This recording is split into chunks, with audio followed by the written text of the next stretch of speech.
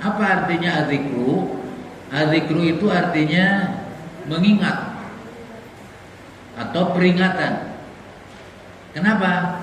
Kenapa Al-Quran disebut adzikru? Karena Al-Quran ini adalah memberi peringatan kepada kita supaya kitanya jangan lupa, atau ketika kita lupa diperingatkan oleh Al-Quran.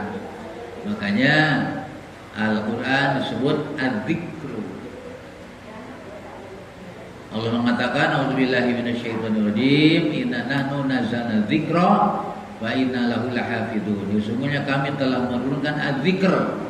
Adzikr ini Al-Quran. Adzikru artinya peringatan. Dapat Al-Quran memberikan peringatan. Ada rambu-rambu, ada peringatan-peringatan. Ini boleh, ini tidak boleh. Itu peringatan itu. Adzikru. Itu warning-warningnya itu. Ya, peringatan-peringatan. Gitu. Ini jangan didekati, itu boleh didekati, ini jauhi. Nah, itu peringatan. Itu fungsi daripada Al-Quranul Karim. Kemudian Al-Quran juga kan suka disebut Al-Furqan. Makanya ada surat namanya surat Al-Furqan, surat ke-25. Kenapa Al-Quran disebut Al-Furqan? Karena Al-Quran ini adalah furqan, memisahkan. Jadi furqan ini memisahkan. Apa yang dipisahkan? Al-haq wal batil. Antara hak dan batil dipisahkan oleh Al-Quran. Nah, misah. Jangan dicampurkan antara hak dan batil. Makanya kata Allah, wala talbisul haqqo bil batili. Janganlah kau campurkan antara hak dengan batil, antara jalan Allah dengan jalan syaitan, antara jalan yang diridhoi oleh Allah jangan dicampur dengan yang tidak diridhoi oleh Allah Subhanahu wa taala. Itu Al-Furqan. Itu. Ya. Yang memisahkan antara halal dan haram. Menerangkan ini halal, ini haram, itu Al-Furqan fungsinya. Kemudian yang selanjutnya dikatakan di sini bahwa Allah menurunkan Al-Quran ini bil haqqi, dengan benar. Jadi Allah menurunkan Al-Quran dengan benar, bukan dengan seenaknya. Benar apanya? Benar secara tata bahasa. Kan benar ini banyak, benar secara tata bahasa. Artinya tata bahasa Arab. Menurut tata bahasa Arab ini benar. Ya, nah ini kan itu berarti masuk kepada pembahasan tentang bahasa Arab. Al-Quran menggunakan bahasa Arab, ada tata bahasanya, gitu kan? Jadi menurut tata bahasa Arab itu Al-Quran adalah benar. Jadi sesuai dengan bahasa Arabnya. Dan bahasa Arab yang paling fasih adalah suku Quraisy. Jadi fasahatul kalam atau fasahatul kalimat, kefasihan bahasa Arab itu adalah orang suku Quraisy. Makanya Rasul dan Nabi yang terakhir dipilih dari suku Quraisy, turunan daripada Ismail alaihissalam dari bangsa Kedar. Itulah Quraisy, itulah Muhammad sallallahu alaihi wasallam. Sesuai dengan tata bahasanya. Jadi bil haqqi, dengan benar. Benar tutur katanya, dilihat dari segi apapun benar. Contoh misalnya, bagi orang-orang yang suka dengan syair, syair ini bahasa kitanya lagu, puisi, sajak, nasyid ke situ, qasidah itu maksudnya ya.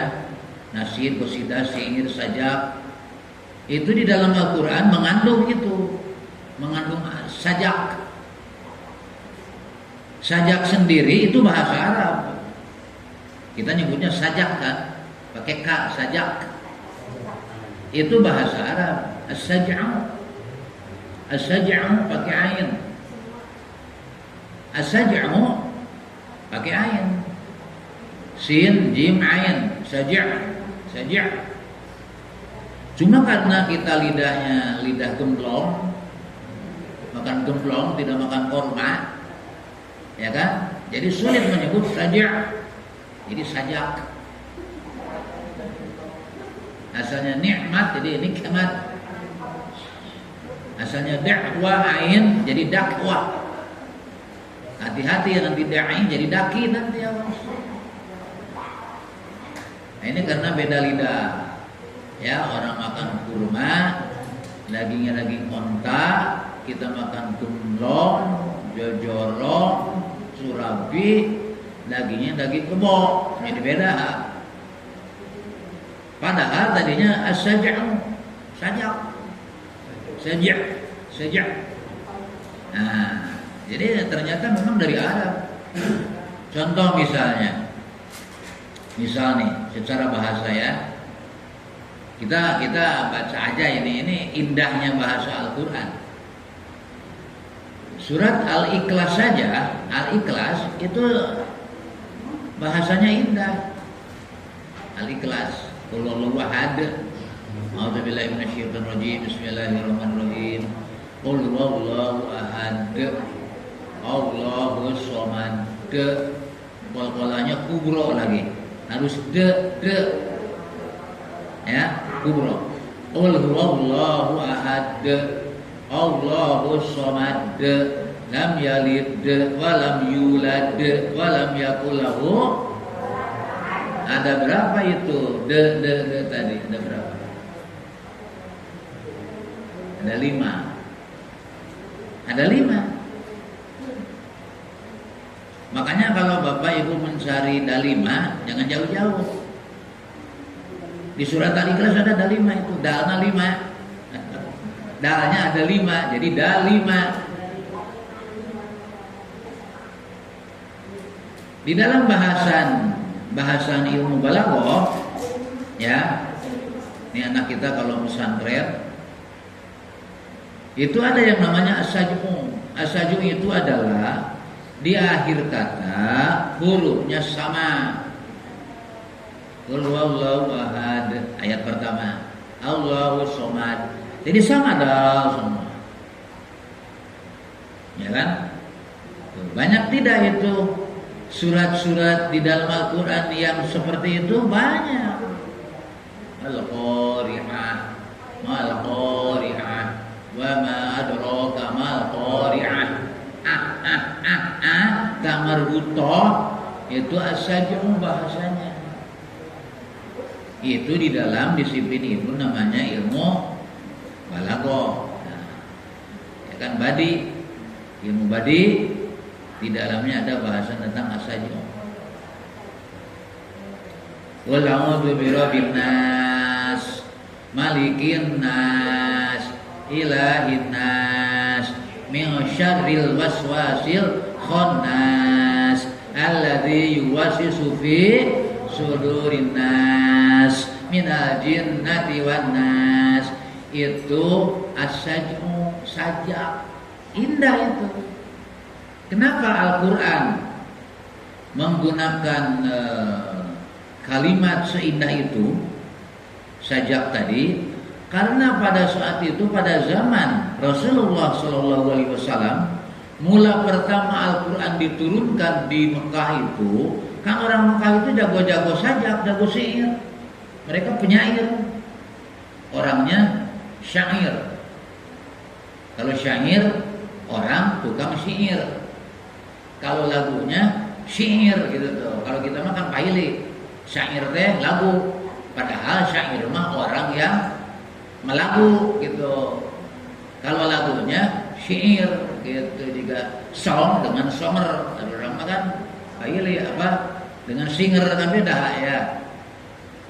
Nah itu kenapa Allah ingin mematahkan keindahan bahasa-bahasa para penyair saat itu, dipatahkan oleh Al-Quran.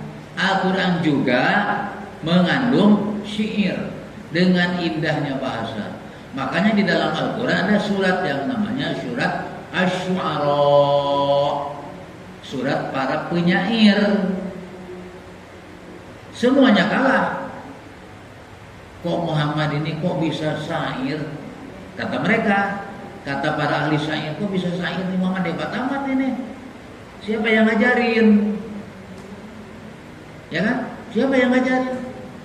Tadi Falaq, surat An-Nas, belum lagi surat Al-Falaq, Qul a'udzu falaq min syarri ma khalaq. Kan indah itu. Kalau dibaca dengan tahsir, kalau sekarang kan musim tahsir. Aneh Muhammad kok bisa begitu? Artinya Al-Quran ingin mengalahkan para penyair dan ingin show off, memperlihatkan inilah wahyu Allah. Kalaulah para penyair itu indah bahasanya, Al-Quran tidak kalah indah susunan katanya itu, Masya Allah. Ya kan? Nah, itu benar-benar, artinya benar menurut segi bahasa. Kemudian benar juga menurut ilmu pengetahuan. Al-Quran ini kan benar menurut ilmu pengetahuan.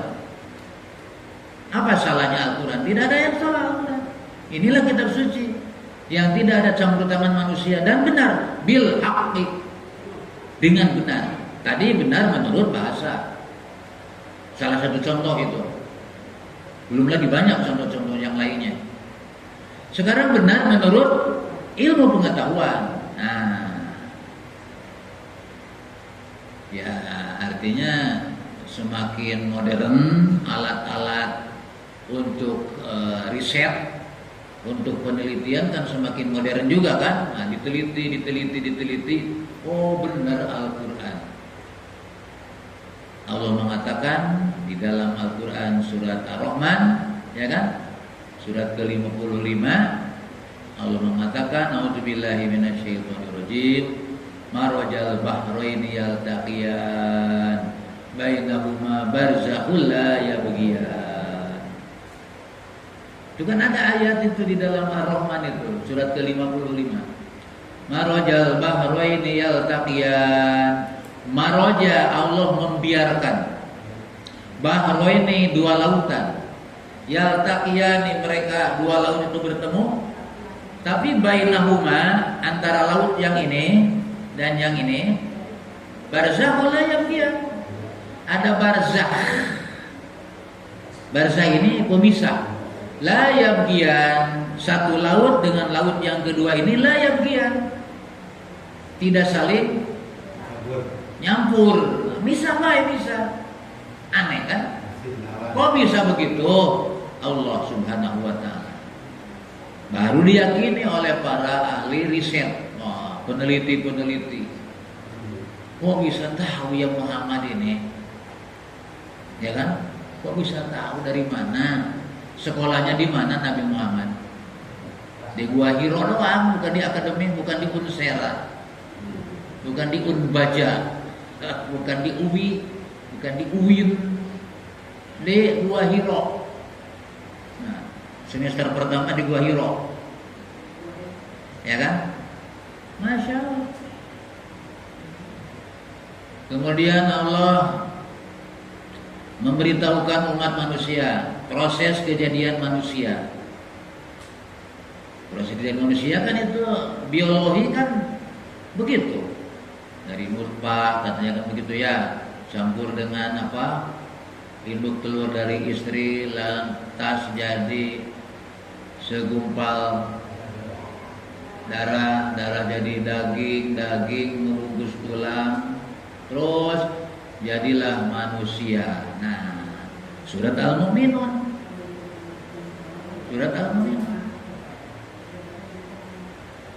Berarti benar menurut ilmu pengetahuan. Kenapa kok bisa begitu? Kan Allah yang menciptakannya juga. Ini firman Allah. Ini adalah firman Allah. Kita diajak juga untuk memperhatikan alam dunia ini. Alam dunia. Surat Al-Anbiya. Al-Anbiya ayat berapa tuh ya? Allah mengatakan a'udzubillahi minasyaitonirrajim. Alam taro alam yarul ladzina kafaru annas samawati wal arda kanata ratqa fa fataqnahuma. Apakah orang-orang kafir tidak memperhatikan bahwa langit dan bumi ini asalnya adalah satu yang padu, langit bumi semuanya ini, galaksi-galaksi segala macam, bintang bulan segala, satu bulat satulah. Fa fataqnahuma, kami pecahkan itu. Maka menjadilah seperti sekarang ini. Ada bulan, ada bintang, ada galaksi, ada meteor, Saturnus, Uranus, segala macam yang sudah tidak bisa dipahami lagi oleh otak kita. Asalnya satu. Nah, para peneliti, orang-orang orientalis meneliti, ada riset. Nah, kalau di kita mah LIPI, kalau sekarang BRIN. Kalau dulu kan LIPI, Lembaga Ilmu Pengetahuan Indonesia, sekarang Badan Riset dan Inovasi Nasional, BRIN. Diteliti kan, wih benar ini Muhammad ngomongnya benar. Betul bahwa dulu ini adalah dunia yang kita tempati ini, bulan yang muncul kerap kali, matahari yang tiap hari muncul dan tenggelam, itu dulunya adalah satu, itu namanya Big Bang. Big Bang itu kan dentuman. Big Bang, dentumannya luar biasa. Itu Al-Quran, surat Al-Anbiya. Kok bisa? Allah Subhanahu wa ta'ala. Berarti Al-Quran ini bil haqi ini bukan hanya benar menurut bahasa saja, benar menurut ilmu pengetahuan. Kesananya juga surat Al-Anbiya Allah mengatakan bahwa segala sesuatu itu berasal dari air. Itu kan lebih mudah, kita ambil aja ember, taruh di luar, ada air hujan, seminggu jentik mas gitu. Kok bisa ada jentik begitu? Allah Subhanahu wa ta'ala yang membuat. Nah gitu kan, jentik-jentik tadi yang akhirnya menjadi nyamuk, kan gitu. Itu Al-Quran menerangkan begitu. Masya Allah. Makanya orang-orang sekarang sudah melirik. Ada yang baru melirik, ada yang sudah syahadat, ya kan? Udah banyak nih orang-orang udah masuk Islam karena kebenaran daripada Al-Islam. Islam adalah satu alternatif. Jadi kalau mau pindah agama, kata mereka, udah ke Islam. Ke Islam aja udah, mau pindah agama. Jangan kepada yang lain. Kenapa? Karena mereka sudah membuktikan kebenaran pada Al-Quran. Seperti di London. Di London ini kan orang udah banyak masuk Islam. Makanya London sekarang terkenal dengan sebutan Londonistan. Nah, jadi London ada pengaruh Afghanistan. London terpengaruh oleh Uzbekistan. Ya kan? London terpengaruh oleh Afghanistan, Pakistan, Uzbekistan, Turkistan. Sehingga di London banyak orang Islam. Makanya dikenal dengan Londonistan. London terpengaruh dengan Islam. Masuk Islam. Muhammadiyah beli gereja di luar negeri berapa miliar, ya kan? Luar biasa, prestasi luar biasa, alhamdulillah. Kita senang. Muhammadiyah beli gereja di Spanyol. Ternyata itu gereja yang dibeli oleh Muhammadiyah dulunya masjid. Karena Spanyol dulu dikuasai oleh Islam 800 tahun. Makanya kemarin rame-rame Yamal itu pemain sepak bola dari Spanyol kan didukung daripada mendukung Argentina katanya. Argentina kan mendukungnya Israel. Kalau udah dukung ini aja Spanyol. Spanyol kan dulunya Islam. Nah, kan gitu. Jadi Muhammadiyah alhamdulillah bisa beli masjid ya. Kita senang kalau ormas Islam maju, kita harus senang. Ormas manapun yang maju kita harus senang. Itu adalah perwakilan dari Islam. Itu adalah representasi daripada Islam. Hadirin hadirat yang dimuliakan oleh Allah Subhanahu wa taala, inilah kebenaran Al-Qur'anul Karim bil haqqi, dengan benar. Jadi bukan asal-asalan. Ini bukan kitab biasa Al-Quran. Ya kan, ini bukan tidak seperti ini. Ini kan kita bahasa Indonesia, bahasa Arabnya. Tapi yang disusun manusia kan. Kalau kitab-kitab yang bikinan manusia, ada pengantar dari penerbit, mukadimah, kemudian nanti kalau ada yang salah, kan gitu kan. Kalau kitab buatan manusia kan begitu, ya kan. Kalau ada yang salah, tolong kembalikan kepada penerbit, ya kan. Ada edisi khusus segala macam. Kalau Al-Quran kan nggak ada begitu, udah dijamin benar, ya kan. Nah inilah hadirin yang dimuliakan Allah Subhanahu wa taala. Nah, sekarang kalau kita sudah yakin dengan kebenaran Al-Quran dan harus diyakini kebenaran Al-Quran, jangan diragukan walaupun satu huruf. Walaupun huruf itu nggak dipahami oleh kita, ada huruf yang nggak dipahami oleh kita, tetap itu adalah firman Allah, walaupun satu huruf. Misalnya gini, surat Al-Qalam, Nun, Al-Qalam dulu, Qaf boleh, surat Qaf ya. Nun, satu huruf kan? Apa ini artinya tiba-tiba nun aja? Ya udah, walaupun satu huruf kita nggak ngerti, itu wahyu Allah, itu firman Allah. Sebab kalau kita mah nggak mungkin ujung-ujung datang ke rumah saya, nun, kan orang lanjut nun baik. Kok meret tak kok hakat, ada kan nggak enak. Ujung-ujung, mendingan kalau Yasin ada Pak Yasin. Tapi kalau Allah mau satu huruf pun adalah firman Allah. Udah firman Allah walaupun satu huruf. Itulah membedakan antara firman Allah dengan firman manusia. Kalau firman manusia memang harus lafzun murakkabun, lafaznya harus tersusun. Iya, kita ngomong ini kan harus lafzun murakkabun, yufidu faidatan tamatan, begitu menurut Al-Ajrumiyah. Itu ada kitab namanya Ajrumiyah, bukan Juru Imah. Kita maksudnya jadi Juru Imah, mana kitab Juru Imah? Juru Imah mah di Bandung, Juru Imah ya, atau Juru Imah enggak. Ajrumiyah. Jadi menurut ilmu tata bahasa, omongan itu adalah lafdzul murakkabu yufidu faidatan tamatan. Yang namanya omongan itu harus memberikan faedah, bisa dipahami, baru itu omongan. Itu omongan manusia. Iya, omongan manusia harus begitu. Kenapa? Kan saya kalau datang ke ibu, langsung saya ngomong, apa ini katanya?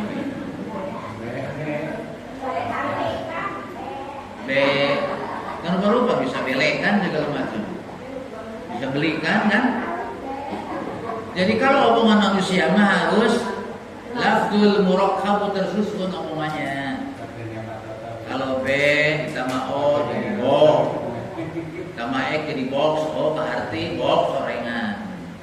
Ini mah bodoh, oh bisa dipahami bodoh. Tapi bahasa Allah mah tidak seperti itu. Mau tersusun atau tidak tersusun bahasa Allah. Ya kan Allah punya hak prerogatif. Kumaing mah aja Allah. Tahu kumaing. Allah otoriter, ya udah otoriter Allah. Diktator, ya memang saya diktator kata Allah. Kami diktator. Al-Jabbar, Al-Qahhar, apa? Lu mau apa dengan Allah?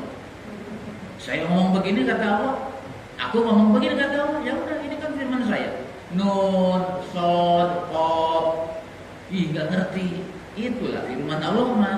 Tidak perlu artinya lafzul murakkab, lafaznya tidak perlu tersusun dari beberapa huruf. Bedakan dengan orang beberapa huruf. Nah, walaupun nun saja tidak tersusun dalam satu kata, ya, dalam satu kecap ada sunnahnya, itu adalah firman Allah, itu adalah wahyu. Nggak boleh dibuang, nggak boleh. Berani ngebuang wahyu Allah satu huruf, wah selesai itu. Udahlah ini nggak ngerti, udah buang aja, jangan ada kok, jangan ada nun, langsung aja wal qalami wa ma yasturun, nggak boleh. Kenapa? Walaupun satu huruf adalah wahyun ilahi. Wahyu Allah harus dijaga ke oriannya, harus original. Gitu ya. Nah, yang selanjutnya ibadah iman, Al-Qur'an ini fungsinya apa? Litahkuma agar Muhammad ini litahkuma. Li itu huruf untuk taklil. Kalau masuk ke isim jer, ya kalau masuk ke isim. Tapi kalau masuk ke fiil, nah fungsinya menjadi lamu taklil. Taklil ini untuk sebab dan alasan. Jadi mansub. Ya, diajar nahwiyah mah nyambung. Nah, detik ya. Diajar nahwiyah, diajar nanti di sini ada tamyin. Tamyidul mubalighot wal mubalighin. Litahkuma agar engkau Muhammad menghukumi. Nah, ini hukum ini apa nih hukum? Hukum ini asalnya dari hakamah. Ini belajar bahasa juga nih. Bahasa kitanya hukum. Dari al-hukmu. Al-hukmu ini daripada hakamah. Hakamah ini adalah tali kekang kuda. Kalau kita naik kuda, naik delman, ada kudanya, ada dua tali, kanan dan kiri. Nah, kalau gini berarti kuda lurus jalan. Kalau ditarik ini dikendorin belok kanan, ya kan? Itu bahasa Arabnya hakamah. Jadi hakamah itu adalah mengatur. Timbullah jadi hakim, jadi hukum, jadi mahkamah. Bahasa Arab semua. Hakim yang mengatur, menghukumi. Apa menghukumi? Mengatur. Ini salah, ini benar. Ya kan? Kalau mencuri ayam, ya jangan dibunuh dong, masa dibunuh. Nyuri ayam kan dia kelaparan. Ini hukum rimba nih Indonesia sudah nggak benar. Iya nggak benar. Ada yang nyimpen emasnya sekian kilo. Udah pada gimana ya? Sekian miliar. Kita mah gak kebagian liur kayak gitu. Samiliur. Hukumannya gimana? Nah, ini mah malingnya maling ayam. Kata hakim, hukuman segini. Ini juga maling ayam sama. Cuma ayamnya 200 kandang. Kan satu kandang ada 1000 ayam itu. Kalau 200 kandang, nah 200 ribuan kan? Ini mah yang maling ayam sampai mati, babak belur mati. Anaknya jadi yatim. Yang sekian miliar, hehe.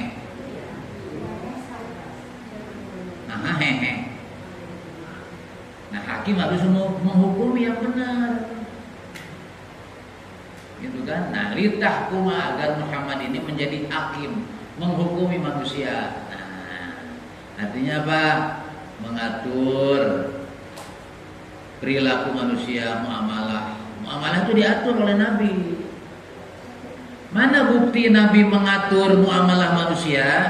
Mana Nabi menghukumi manusia? Itu sunnahnya ada. Pakai hadis. Kan yang menjelaskan Al-Quran siapa? Nabi dong. Ya kan? Jadi Quran ini kan masih global. Nabi harus menghukumi, menerangkan. Kenapa? Nabi sebagai Basyira wa nadhira wa sirajan munira. Nabi itu bagaikan lampu, bagaikan cahaya, memberikan ancaman, memberikan kabar gembira, kan Nabi begitu. Nah, Nabi menghukumi manusia dengan apa? Dengan sunnah-sunnah Nabi. Maka muncullah apa yang disebut dengan hadis. Nah, diatur ke manusia. Diatur manusia oleh Rasulullah Sallallahu Alaihi Wasallam. Muamalahnya begini. Muamalahnya itu apa? Macam-macam. Ta'awun. Apa ta'awun? Tolong menolong. Tolong menolong. Itu diatur oleh Rasulullah SAW. Karena Rasulullah SAW berhak mengatur, bukan berhak, bahkan wajib mengatur. Karena Rasulullah SAW adalah sahibus syariah. Apa itu sahibus syariah? Sahibus syariah itu adalah pemilik hukum. Jadi yang memiliki hukum adalah Rasulullah. Sahibus syariah itu dua, Allah dan Rasul.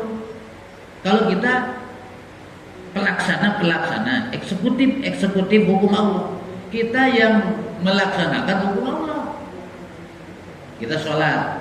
Kita sholat ini berarti mengeksekusi dengan cara melaksanakan sholat. Berarti kita eksekutor, eksekutif kita ini, ya kan? Yang bikin undang-undangnya siapa? Allah dan Rasul. Kalau sekarang kan kita rame-rame bikin undang-undang, legislasi bikin undang-undang, walaupun undang-undangnya menyalahi Al-Quran dan Sunnah Rasulullah SAW. Tidak boleh begitu. Hukum yang tertinggi adalah Al-Quranul Karim, itu harus diyakini. Tidak boleh ada hukum bertentangan dengan Al-Quran dan hadis, tidak boleh. Sebab dalilnya banyak ini segini nih. Kembali kepada Al-Quran dan Sunnah.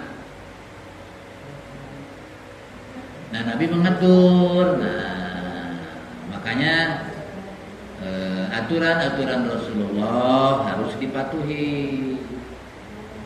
Allah mengatakan di dalam surat ke-33 Al-Ahzab, A'udzubillahi minasyaitonirrajim, maka lil mu'minin wala mu'minatin idza qadallahu amran ayyakuna lahumul khiyaratu min amrihim.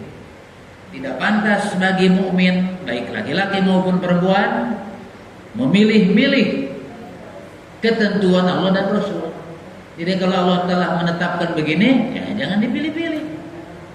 Kalau kata Allah begini, sami'na wa ata'na. Kalau kita mah kebanyakan sami'na wa aswa'na atau wa raqabna, membangkang kita.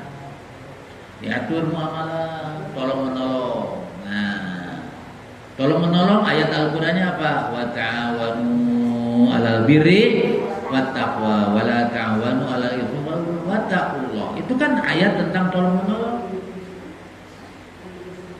Ini harus dilaksanakan oleh umat Islam.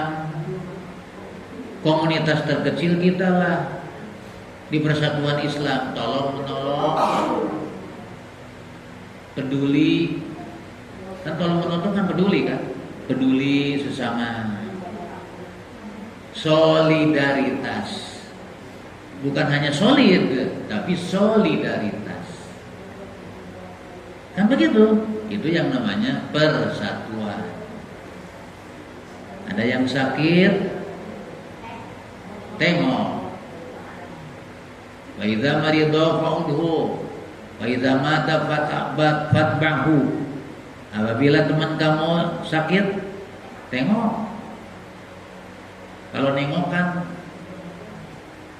ya nengok itu pertama ngedoakeun lah, doakeun Allahumma rabban nasi ila akhir. Doakan ya mudah-mudahan ibu bapak sembuh, kan gitu kan? Kan jadi pahala. Tengoklah orang yang sakit. Apalagi kalau kita ingat kepada sabda Nabi, apabila orang menengok orang yang sedang sakit, maka seolah-olah dia berada di taman surga. Jadi ibu, kalau saya ini nengok ibu sedang sakit, saya tengok. Bapak sedang sakit, saya tengok. Saya duduk di tempat bapak, sambil mendoakan, ngobrol, memberikan motivasi, ya kan, supaya jangan putus asa. Nah, saya duduk di situ setengah jam, itu laksana saya duduk di taman surga. Itu hadis. Itu menunjukkan apa? Saking besarnya pahala. Saking besarnya pahala.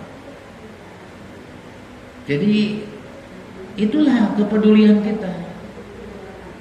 Jadi apa sih, dalam Islam ini tidak ada yang namanya lu gue nggak ada. Iya. Nah, kamu saya nggak ada, itu bukan ajaran Islam yang begitu. Ya. Urusan saya, urusan Anda, urusan saya. Iya benar, dalam Islam begitu. Dalam Islam nih, urusan saya ini berarti urusan Anda. Urusan Anda, urusan saya. Urusan saya, Anda harus ikut menyelesaikan urusan saya.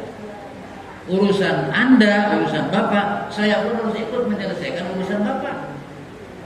Itu baru satu batang tubuh. Sebab bisa adanya genteng di atas itu. Genteng itu kan udah berapa puluh tahun ini genteng di atas. Ya kan? Dan dia tidak berdiri sendiri. Harus ada penopang. Harus ada rem harus ada kaso harus ada penglari kata orang Sunda. Harus ada tiang harus ada pondasi. Berarti berkelindan tuh. Satu sama lain berkelindan. Seperti jaring laba-laba. Ditarik satu, kena semua. Seperti kita sakit gigi. Gigi yang sakit cuma satu, giginya sakit. Ya enggak? Tapi yang meriang, negering, kabeh kan awak. Gunung ibu, gundu. Naon, gundu ya mah. Oh, nyeri gundu. Sakit gigi. Lieur kana ieu teh. Nya nyauta. Aya ngobrol gandeng-gandeng ditarekan. Aneh. Gak bisa. Jadi bukan urusan gigi saja. Ketika gigi sakit, itu urusan kaki. Kaki kudu leumpang neangan obat tadi itu. Iya kan?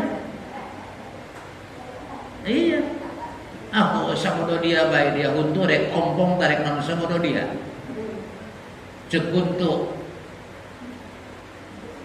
Nanti kalau kaki sakit kata mulut lagi sabodo mau sakit apa tak kemarin oge aing gering di tulungan ku sia.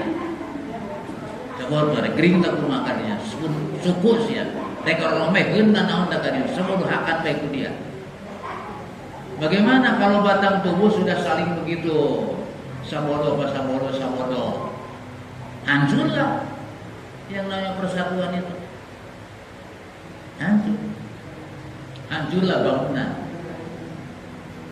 Iya kan? Genteng jatuh sabodo kata reng. Reng patah sabodo kata kaso.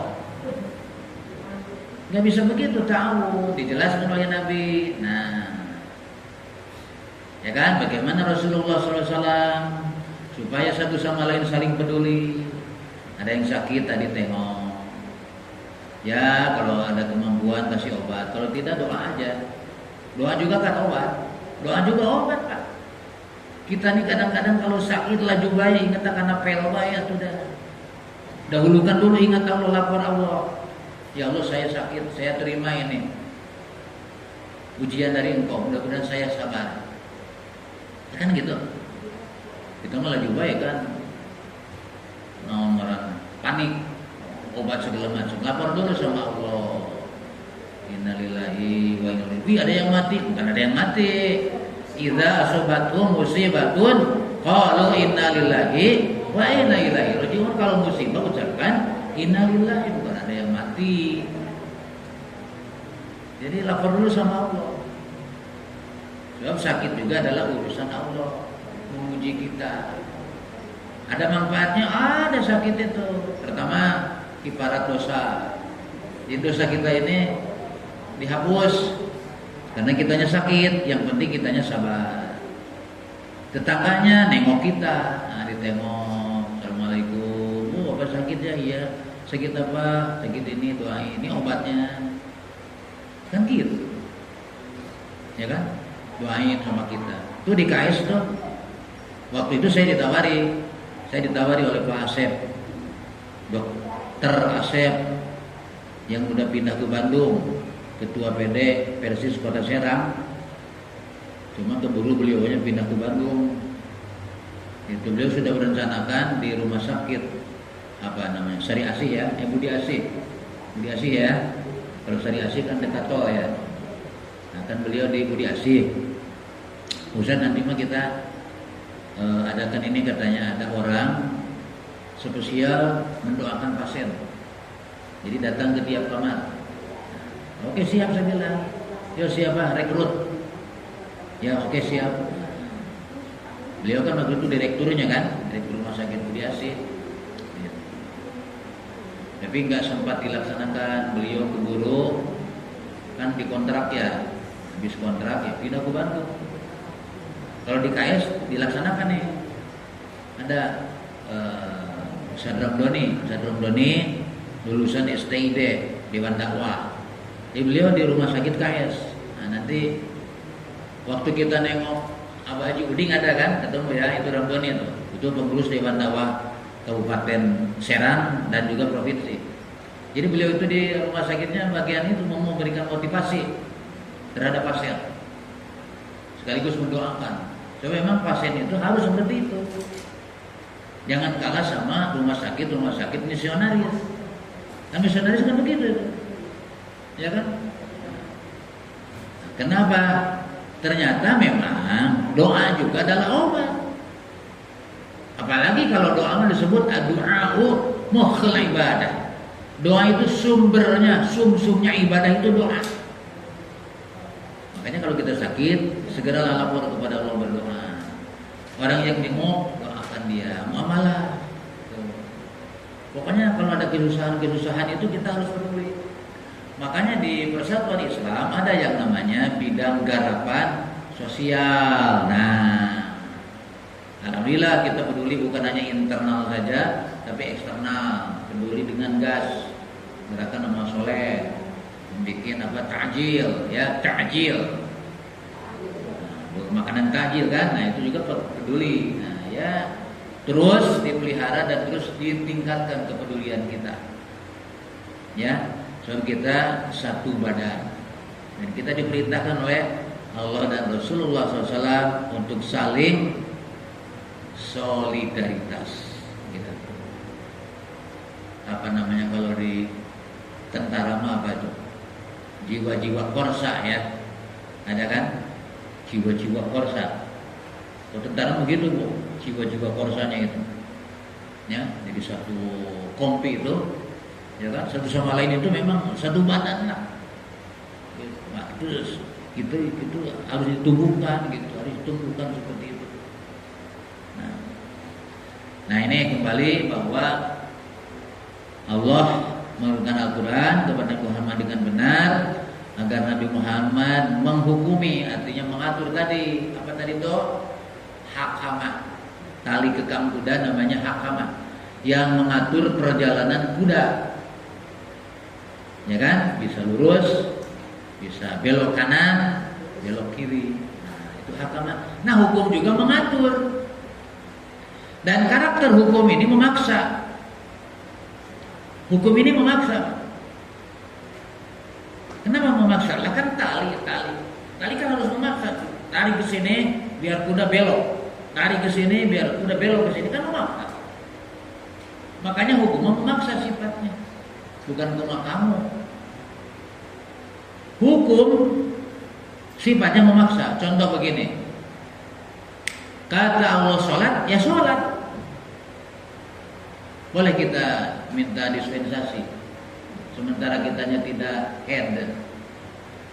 Ya Allah minta dispensasi, saya enggak sholat dah 2 hari mah. Gersibuk ya. Gersibuk. Enggak bisa sholat. Siapa orang yang di mana saja berada, datang waktu sholat walaupun di situ. Nah, makanya kalau kita di Mekah waktu itu kan ya, hanya kita lihat orang sholat di pinggir emper toko kan. Nah itu mereka tuh disiplin benar. Kalau gitu mah lambat, ya. Sifatnya memaksa. Sholat, aqimus sholat, laksanakan sholat. Berapa rakaat? Ya harus 4 rakaat. Bisa PA atau 4 rakaat, 4 rakaat aja. Saya mau 2 rakaat, ya kalau 2 rakaat berjalan dulu kepada Rinsang. Nanti 2 rakaat di sana, ya enggak? Maksa sifatnya gitu. Nah itulah hukum, kan? Nah, contoh, ini hukum nih, hukum. Anak 7 tahun harus disuruh sholat. 7 tahun disuruh sholat. Siapa yang nyuruh? Bapak dan ibunya. Kenapa bapak dan ibunya? Lah kan dia diamanati anak.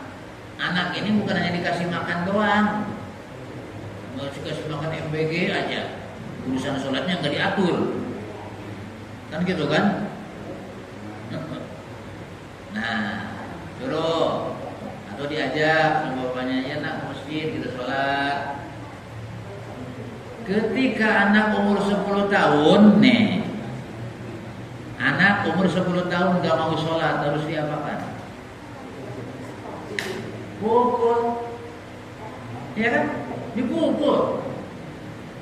Maksa tidak? Maksa. Katanya Pak Ustadz, tidak ada paksaan di dalam Islam. Nah ini salah. Ini salah kaprah atau kaprahnya udah salah. La ikraha fiddin, qad tabayyana rusydu minal ghayy. Wa may yakfur bit-taghuti wa yu'min billahi faqad istamsaka bil urwatil wuthqa lan fisama laha wallahu samiun alim. Surah Al-Baqarah ya. 50 berapa? 56. La ikraha fiddin, enggak ada paksaan di dalam Islam. Apa maksudnya? Maksudnya orang non-muslim enggak usah dipaksa-paksa masuk Islam, enggak usah. Itu mah sudah lakum didukung oleh adin. Kepercayaan kamu, agama kamu, keyakinan kamu, lakum buat kamu. Didukung wali adin. Jangan dipaksa-paksa. Lah kalau orang Islam harus dipaksa, Pak. Awas nih. Sebab itu orang-orang apa namanya? Orang-orang jahil, mereka sengaja menafsirkan Al-Quran ya semau mereka. Jadi tidak ada paksaan di dalam Islam ini, maksudnya adalah orang-orang kafir nggak usah dipaksa-paksa masuk Islam. Ada tetangga misalnya berbeda agama dengan kita, jangan dipaksa. Ditarik, suruh pakai jilbab, wah segala macam, nggak usah. Biar aja, nanti kan ada hidayah daripada Allah, ya kan? Kalau kita mah, kan kita mah udah syahadat, udah Islam. Kewajiban Islam itu ya sholat, ya zakat dan lain sebagainya. Ini contohnya seperti begini nih. Contohnya seperti ada pemuda masuk TNI. Si pemuda ini udah daftar TNI, udah dilatih, pokoknya udah jadi TNI. Nah, udah dikasih pangkat, dikasih seragam dari mulai pet sampai sepatu, ya, udah dikasih rangsel, udah ditentukan gajinya sekian, udah MOU, tanda tangan dia jadi TNI, ya kan? Nah, apa kewajiban TNI? Ini. Ya kan? Di asrama dulu, di Kopassus. Itu mah dipaksa, harus bangun jam 3. Ya harus itu. ditendang sama komandan itu. Apa namanya? Upacara tiap hari Senin. Upacara. Kesiangan push up 100 kali. Kenapa? Kan udah jadi TNI. Nah, ya kalau saya makan bukan TNI. Apa saya harus upacara di sana di Kopassus? Ya enggak lah. Pak Ustadz Ahmad bukan anggota TNI. Ibarat seperti itu. Kita udah muslim, harus sholat, dipaksa. Siapa yang maksanya? Orang tuanya. Siapa yang maksanya? Suaminya. Kalau kebetulan dia punya istri. Kata suami, Bu sholat. Sebelum apa sholat dulu. Kesi pak. Ada gua nama kesi. Tuh kesi mah orang sana. Orang Keramat Batu itu namanya Ibu Kesi. Kesi. Ntar. Kamu ntar melulu. Emang aku ditembak melulu. Ntar melulu. Nunggu apa? Paksa. Harus itu. Makanya ada kan hadis itu. Jadi suami harus membangunkan istrinya, suruh sholat. Kalau dia bandel nggak mau bangun, ambil air. Nah dikepret di baju. Bismillahirrahmanirrahim. Itu dalil itu. Jadi nanti ibu kalau diperlakukan sama suami seperti itu, suami sedang melaksanakan dalil.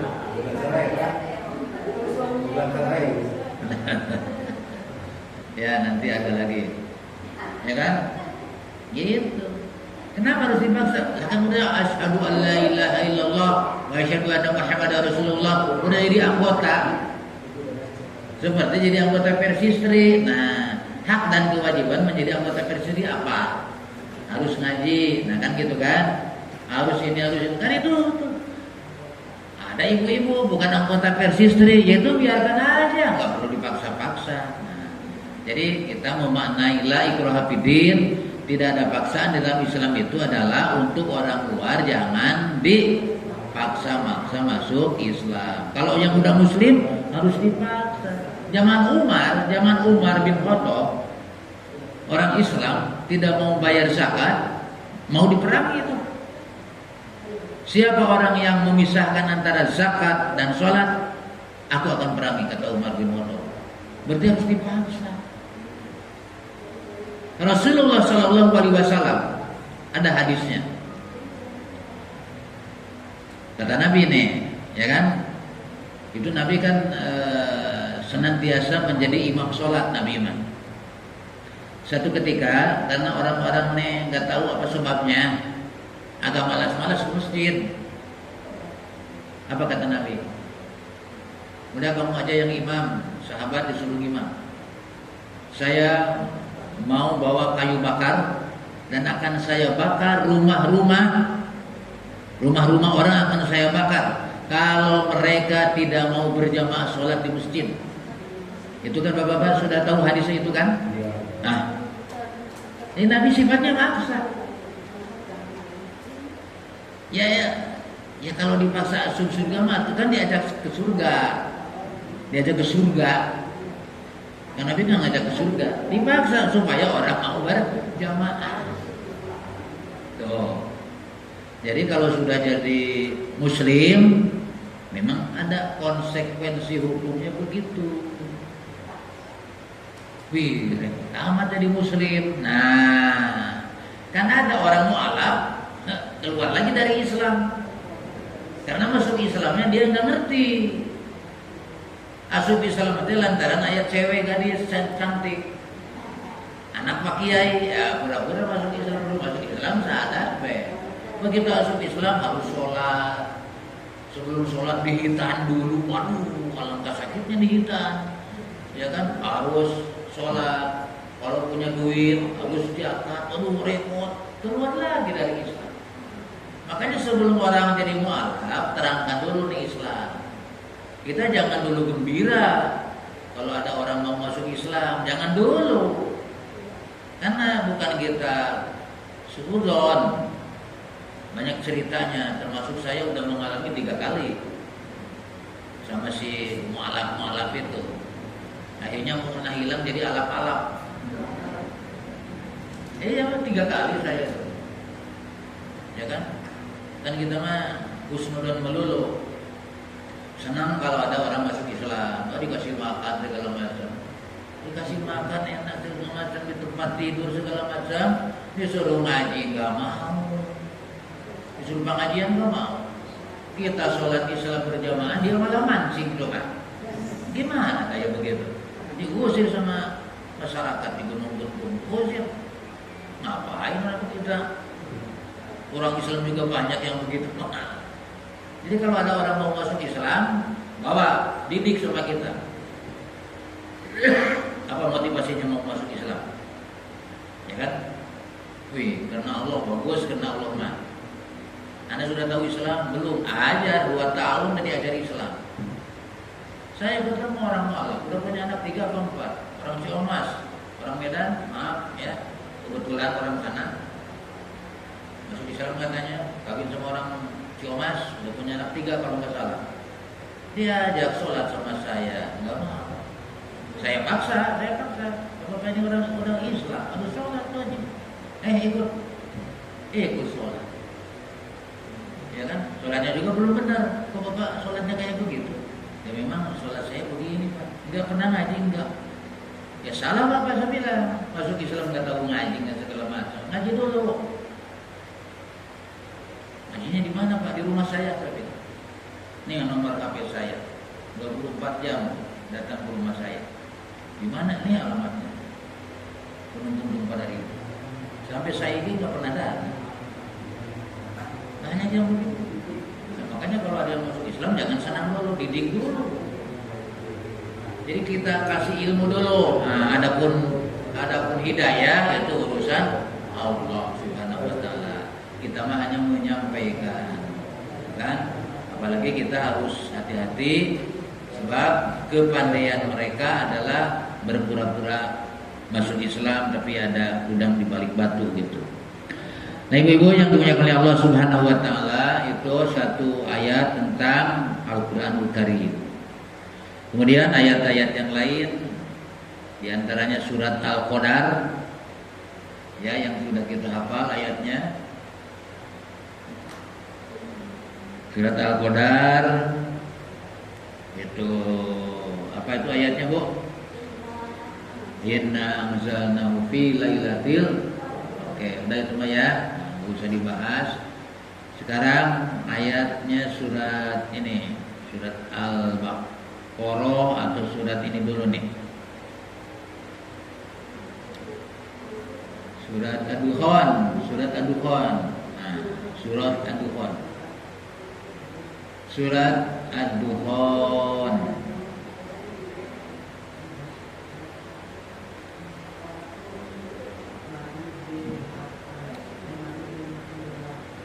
Ayat 1 sampai 4 surat Al-Dukhan. Ini mengenai Al-Quran juga. Ayat 1 sampai 4. Udah ya, ada ya. A'udzubillahi minasyaitonirrajim. Hamim. Wal kitabil mubin. Inna anzalnahu fi lailatin mubarakah. Inna kunna munzirin. Fiha yufraqu kullu amrin hakim. Artinya Hamim wal kitabil mubin, dan kitab Al-Quran Al-Mubin yang menjelaskan. Mubin. Inna sungguhnya kami Allah anzalnahu, kami telah menurunkan kitab Al-Quran itu fi lailatin mubarakah, pada malam yang penuh barakah, Lailatul Qadar itu. Inna kunna munzirin, sesungguhnya kami kunna, keadaan kami Allah, munzirin, yang memberikan peringatan, memberikan ancaman. Allah ini suka mengancam, Bu, ya. Fiha yufraqu kullu amrin hakim. Pada malam itu dijelaskan segala urusan yang penuh hikmah. Nah, ibu-ibu dan bapak-bapak, di sini diawali dengan Hamim. Hamim ini adalah ayatnya potongan-potongan dari apa? Dari kalimat. Hanya 2 huruf, Hamim. Diawali dengan huruf hijaiyah. Huruf hijaiyahnya ha dan mim. Ayatul muqatta'ah atau ayat at-tahaji. At-tahaji ini adalah ayat yang dimulai dengan huruf hijaiyah. Yang tadi saya katakan kalimatnya atau kata-katanya tidak dimengerti, tiba-tiba hamim. Hamim nggak ada artinya, Pak. 2 huruf nggak ada artinya. Ini hamim nggak ada artinya, nun nggak ada artinya. Makanya itulah pentingnya kita membuka tafsir. Hamim 2 huruf. Apa artinya hamim? Nah, ini perhatikan Bu. Ketika kita membaca Al-Quran, diawali oleh huruf hijaiyah seperti hamim, yasin, qaf, shad, kaf, ha, lam, ain, shad, alif, lam, ra, gitu kan ya. Ayat-ayat itu yang terdiri dari beberapa huruf hijaiyah yang artinya tidak ada. Setelahnya ya, setelah huruf-huruf hijaiyah itu biasanya ayat yang selanjutnya adalah menerangkan Al-Quranul Karim atau menerangkan tentang ilmu. Jadi kalau ada ayat diawali dengan huruf hijaiyah yang katakanlah tidak tersusun dari perkataan, nah itu kesananya itu ayat menerangkan tentang Al-Quran. Contohnya mana? Ini hamim. Hamim. Hurufnya huruf ha dan mim.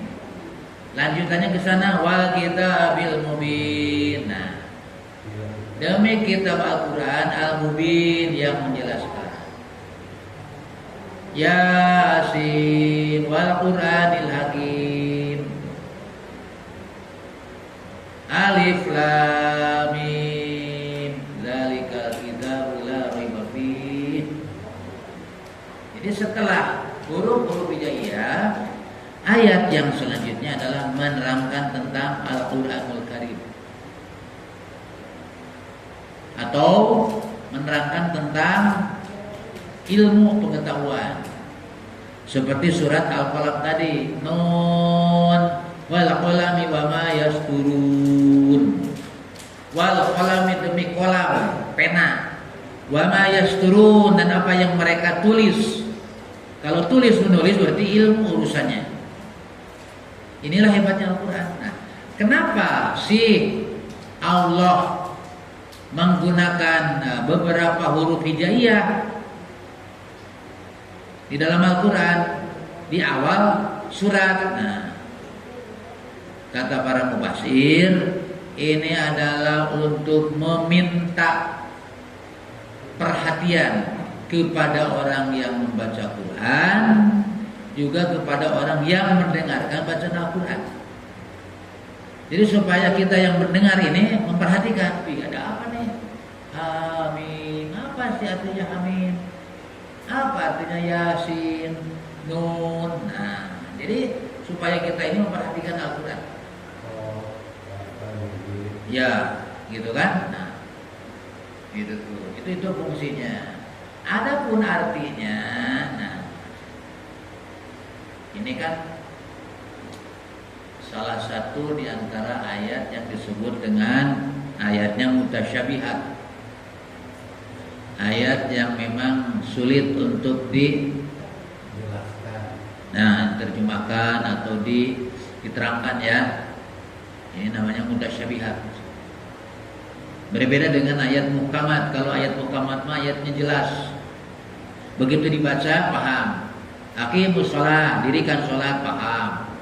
Atu zakat, keluarkan zakat. Warkamu ma'rukin, rukulah bersama orang-orang yang ruku. Itu namanya muhkamat, jelas. Gitu kan?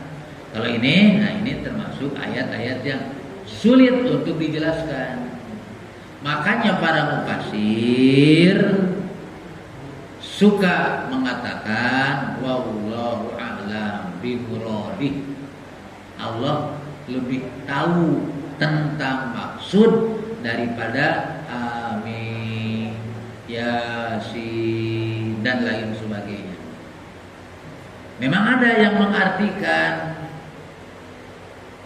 di antaranya Ibnu Abbas. Kalau kita membuka surat tafsir Ibnu Katsir, ada salah satu bahasan di dalam tafsir Ibnu Katsir, alif lam mim dzalikal kitabul la raiba fihi. Alif lamnya itu adalah alifnya Allah, lamnya Jibril, mimnya kependekan dari Muhammad. Allah menurunkan Al-Quran melalui malaikat Jibril kepada Nabi Muhammad. Nah, ada yang begitu ya. Itu mah silakan saja, sebab Ibnu Abbas adalah seorang mufasir. Abdullah bin Abbas adalah seorang mufasir, dan mufasirnya sahabat lagi. Bukan imam lagi, sahabat beliaunya yang berguru langsung kepada Nabi Muhammad. Jadi kalau beliau berpendapat seperti itu sah-sah saja. Makanya ada yang namanya tafsir Ibnu Abbas. Nah, tetapi kebanyakannya mengatakan wallahu a'lam bimuradi. Nah, ibu-ibu, di ayat ini Allah mengatakan wa kitabil mubin, demi kitab Al-Qur'an al-mubin yang menjelaskan. Menjelaskan apa? Menjelaskan segala-galanya yang ada di dalam Al-Qur'an. Baik yang mujmal ya atau mufassal. Mujmal ini global. Ada yang mufassal tafsiliyah, terperinci. Jadi Al-Quran menjelaskan hukum, menjelaskan alam raya ini, menjelaskan air hujan, menjelaskan segala-galanya. Makanya kita diwajibkan untuk tafakur tentang Al-Quran. Ya, silakan Al-Quran mau dibawa kemana, mau disinkronkan dengan yang pengetahuan, sinkron dengan hukum, sinkron. Hukum Allah dijelaskan tuh. Contoh faraid misalnya, faraid. Hukum faraid dalam Al-Qur'an kan beda dengan buatan manusia faraidnya. Laki-laki 2 bagian, perempuan 1 bagian. Nah, ini dulu ada rame dulu, tapi orangnya udah meninggal. Ini hukum Allah nggak adil katanya. Kenapa laki-laki dapat 2, perempuan dapat 1? Kan begitu. Kalau bagi waris, laki-laki menanggung 2, perempuan nangis. Nah, ini adil. Kenapa? Kan laki-laki mah punya keluarga, punya tanggungan. Jadi kalau si bapak ini dapat 2 wadah, itu yang 2 wadah diberikan kepada siapa? Kepada anak dan istrinya kan, menanggung nafkah. Kalau istri memberikan nafkah tidak. Lagi diberi deui ku salakina. Adil. Gitu kan? Ini pernah digugat, waduh nggak adil. Yang kedua, nanti mas kawin itu harus daripada perempuan, jangan dari laki-laki. Wah, ini hebat, kayaknya hebat, sepertinya hebat dia. Alasannya apa mas? Perempuan harus memberikan mas kawin. Kan laki-laki sekarang pada nganggur katanya, gak punya kerjaan. Perempuan sekarang ini pada kerja. Lihat tuh ini indah kiat tuh. Cikane pada kerja, semua punya gaji. Jadi nanti tuh yang memberikan mas kawin adalah perempuan. Alasannya begitu katanya. Ya itu mah pasti laki-laki setuju. Wow, surah. Inilah kompilasi hukum Islam yang paling hebat. Laki-laki para penganggur setuju. Ditingkatkan lagi nanti. Yang memberikan nafkah adalah perempuan. Alasannya apa? Laki-laki nganggur. Teplok lagi laki-laki. Alhamdulillah, inilah hukum yang hebat. Laki-laki apa? Kerjanya gini aja. Momen mano. Nah inilah ya, jadi tidak begitu. Hukum Islam ini adalah original daripada Allah, kita tinggal melaksanakannya. Jangan ada kelah-kelah. Jangan ada milih-milih. Coba kalau kita milih-milih mah atau repot. Ketentuan bagi ibu pakaiannya begini. Ini hukum siapa ibu pakai pakaian begini? Bukan hukum tukang jahit. Yang menentukan ibu pakaian jilbab bukan tukang jahit, Allah. Wala yubdina zinatahunna ila ma dhaharu minha. Wanita tidak boleh menampakkan zina. Zina ini hiasan. Bukan zina lacur. Lacur itu mah zina. Bahasa Arab nih. Ini mah zina hiasan. Ini kalau saya pakai begini, Bu. Saya mah bebas pakai begini juga. Saya bukan zina.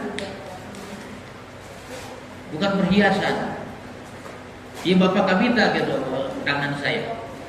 Itu kabita tenang. Coba kalau ibu dibuka begini, kabita bapak-bapak. Karena memang hiasan. Makanya harus ditutup. Jadi ibu pakai jilbab kayak begini aturan Allah, bukan aturan dari menjahit. Nah ini kan udah modern Pak Ustaz, coba sih sekali-kali ganti.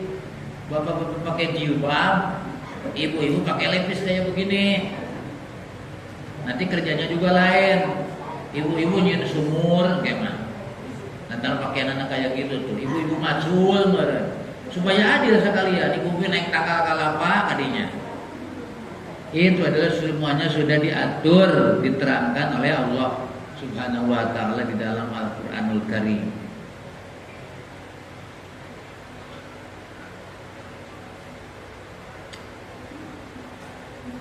Jam berapa sekarang?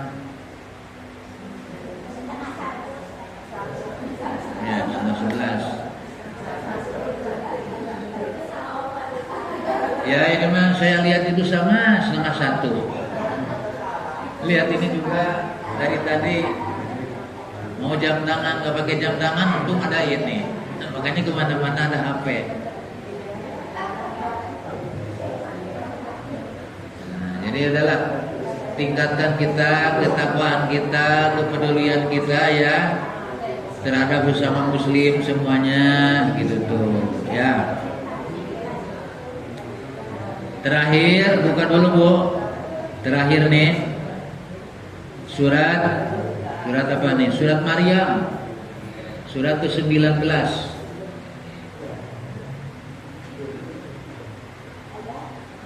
Surat ke-19 surat Maryam. Ayat 97.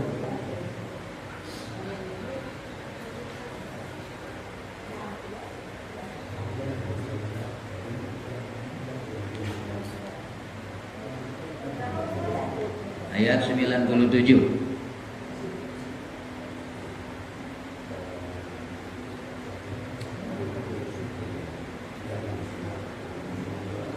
A'udzu billahi minasyaitonir rajim. Fa innama yassarnahu bilisanika litubashshira bihil muttaqina wa bihi qauman ludza. Fa innama, dan hanyalah yasarnahu, kami mudahkan itu Al-Quran bilisanika, dengan lidahmu Muhammad, dengan bahasamu. agar engkau memberikan kabar gembira bihi dengan Al-Quran itu al-muttaqina orang-orang yang takwa, wa tunziru bihi dan engkau memberikan ancaman atau peringatan kepada kauman ludda, kepada kaum yang suka membangkang. Yang pertama Ibu, Al-Quran ini dimudahkan oleh Allah, dimudahkan untuk dibaca, dimudahkan untuk dihafal, diingat, ya, dimudahkan dipelajari, mudah dibaca, mudah diingat, mudah dipelajari, mudah diapa lagi, mudah diamalkan, tidak sulit. Yassarnahu, kami mudahkan. Makanya Ustaz Aceh almarhum Allah yarham memberikan nama bagi pesantren tahfidz Quran di sana di Palembang, Ustaz Homsin, nama pesantrennya tahfidz Quran Al-Muyassar. Al-Muyassar itu artinya dimudahkan. Ada pedomannya, pedoman menghafal Al-Quran, namanya buku menghafal Al-Quran Al-Muyassar. Al-Muyassar artinya dipermudah. Kenapa? Karena Quran ini dipermudah untuk kita, mudah dibaca, mudah dipelajari, mudah, menurut saya mudah, dan ibu-ibu juga mudah belajar Al-Quran, tidak ada yang sulit. Ada orang udah 60 tahun baru masuk Islam, kemudian dia belajar Al-Quran, setahun bisa baca Al-Quran. Kenapa mudah? Huruf hijaiyahnya cuma 28, ya kan? 28. Walaupun udah 60 tahun ompong-ompong, ya wajar lah kalau udah ompong mah, ya kan? Kalau udah ompong kan antara sin dengan shin kan susah, karena ompong, mahewas. Tapi dia baca bisa. 60 tahun masuk Islam, belajar Al-Quran bisa 28 huruf hijaiyah. Mau yang mana? Dan itu adalah sesuai dengan mulut kita. Mulut orang Arab bisa, apalagi mulut orang Sunda bisa.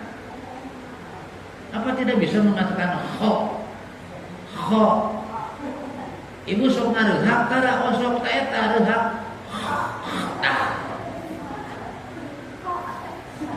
Karena kho rehak kata. Ada ha. Ada ha, bariton di sini. Dulu mah ada penyanyi Sriosa Pranajaya, ingat ya Pranajaya itu lagu Sriosa.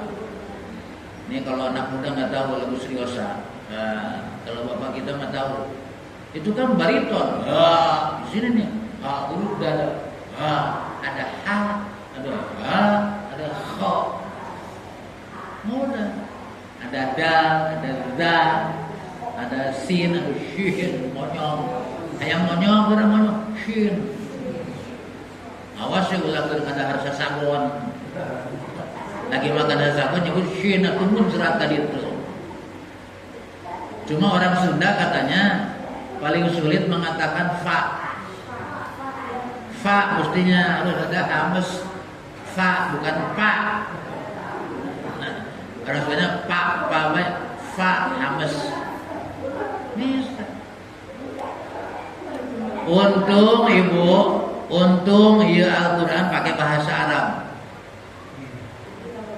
Coba kalau pakai bahasa Cina, iya,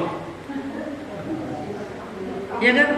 Ini kalau pakai bahasa Cina, bahasa Jepang, bahasa Korea, bahasa India kan, aduh, saya mah ningalinnya gelir. Itu kremes apa saripi, ya kan? Kan katanya Jepang itu bawah apa tuh pinggir bacanya. Cina berbeda kan. Belum lagi Sanskerta. Untung bahasa. Untung juga tidak bahasa Ibrani. Ibrani juga sulit tuh. Saya pernah belajar sedikit tentang hese Ibrani. Ada nikut-nikutnya begitu. Harokat.